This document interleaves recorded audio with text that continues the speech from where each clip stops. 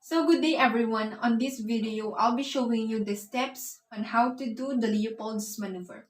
So without further ado, let's get started. You need to provide privacy for the patient. Good afternoon, ma'am. My name is Janice R. Sunshun from the University of Cagayan Valley. So before anything else, ma'am, may I know your name and your date of birth? Okay. So how would you like to be addressed, ma'am?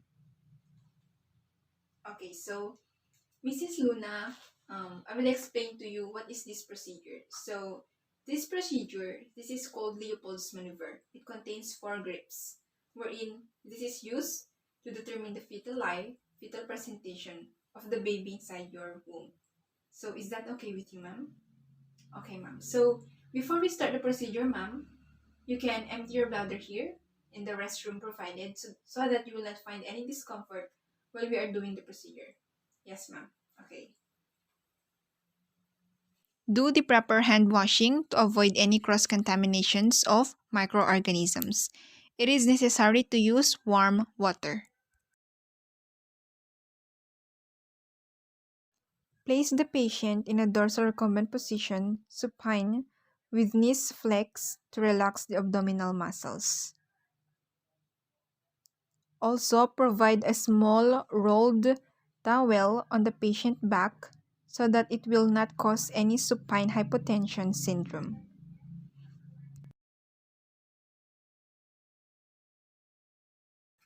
So, ma'am, I will now be removing this and I will now be exposing your belly.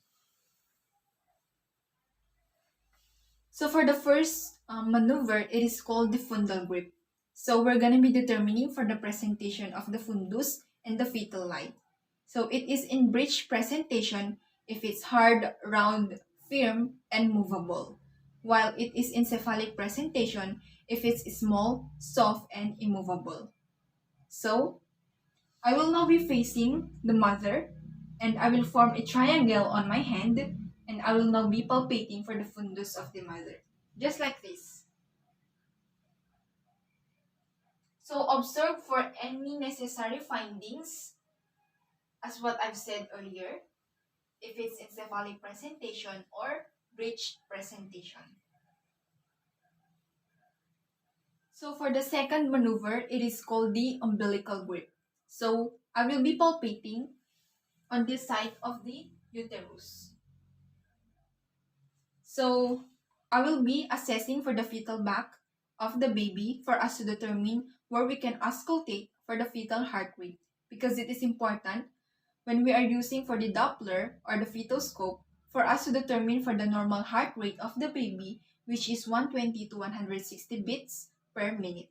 So I will now again face for the mother, and then I will be using my two hands in palpating for the abdomen of the mother. So just like this. So you observe that my left hand will be stationary for a while my right hand will be the one who is moving.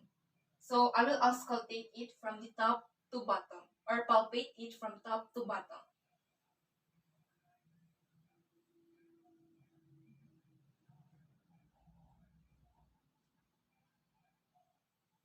And so vice versa, my right hand will be on its stationary for a while my left hand will be the one who is moving. And then I will palpate it from top to bottom.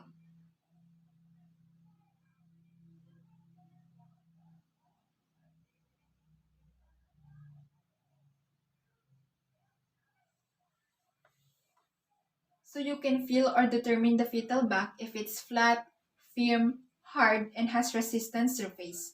But if you palpate any angular nodulations, it is the lower extremities of the baby or the fetus that you feel, or it is the elbows and knees. So for the third maneuver, it is called the pollex grip. So this is used to determine for the degree of engagement.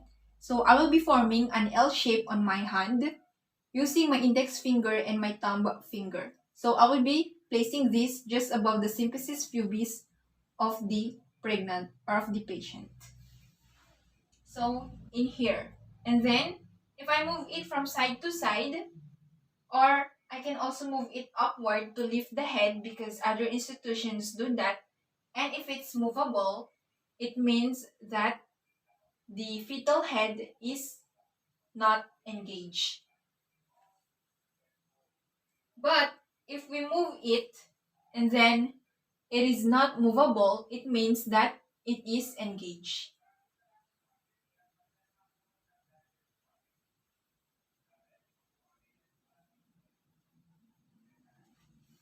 So for the fourth maneuver, it is called the pelvic grip. So for the first three maneuvers, we face the patient.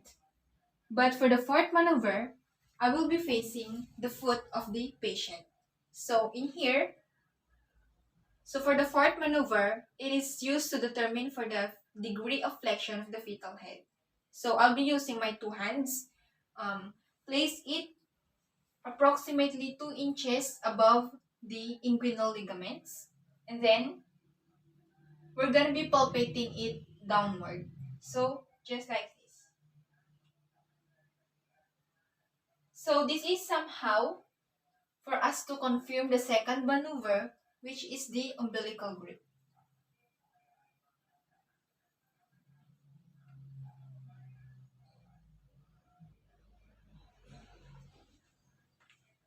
So remember that a well-flexed head is right opposite to the fetal back. So once you are done with your assessment, make sure that your patient is in comfortable position. And don't forget also to wash your hands.